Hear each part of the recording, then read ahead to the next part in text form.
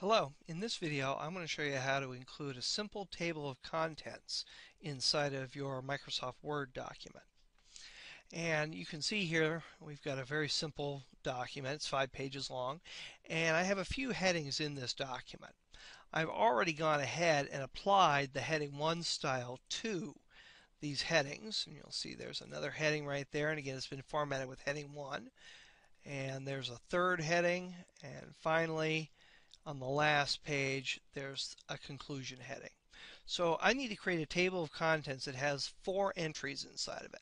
And again, this is a very small document, only 5 pages long, but this same process would be followed if you had a very long document or if you had multiple heading styles and heading levels in your table of contents.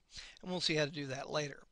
But for a simple table of contents, all you need to do is format each one of the headings you want to be included in the table of contents with the heading 1 style.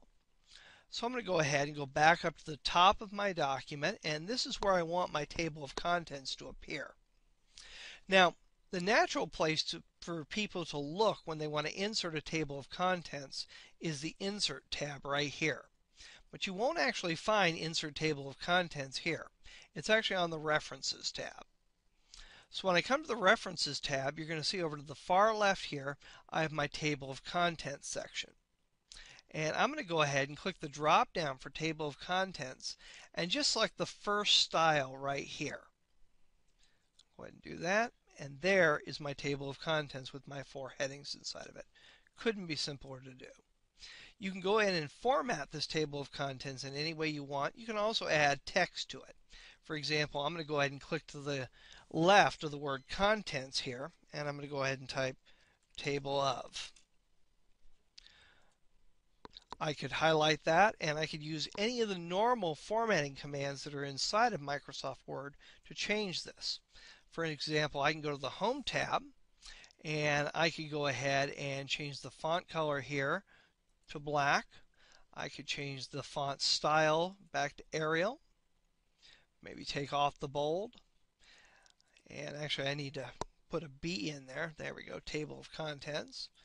I could go into the formatting dialog boxes for either one of these by simply clicking the icon in the lower right hand corner. In my case, I'm going to go ahead and click on the one for paragraph because I want some spacing after this. So I'm going to go ahead and add 12 points of spacing after my table of contents header. And I'll go ahead and click OK, and you can see that spacing was added. So I've got a nice table of contents set up now. Now, if your document changes, you're going to need to refresh your table of contents. For example, let's say I went ahead and I added a heading to this document, and I needed to include it in the table of contents. I'm going to go ahead and scroll down, and I'm going to go ahead and click right here, and I'm going to add another heading in the document.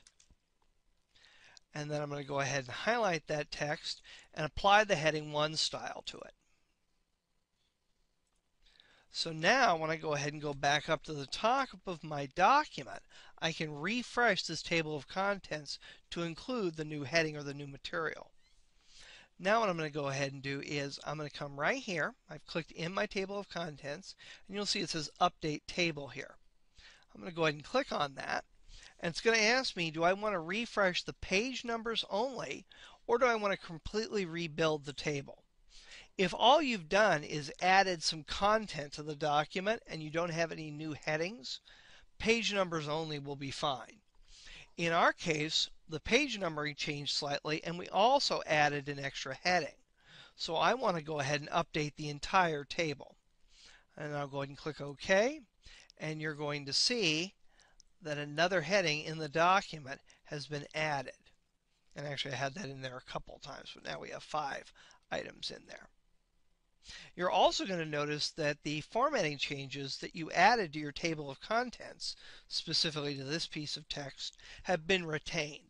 And this is a major improvement over earlier versions of Microsoft Word, where if you updated your entire table, you had to go in and completely reformat it again. Now, Word can again accommodate very long documents with multiple heading levels to create a more complex table of contents. And we'll see in another video how you go ahead and handle that.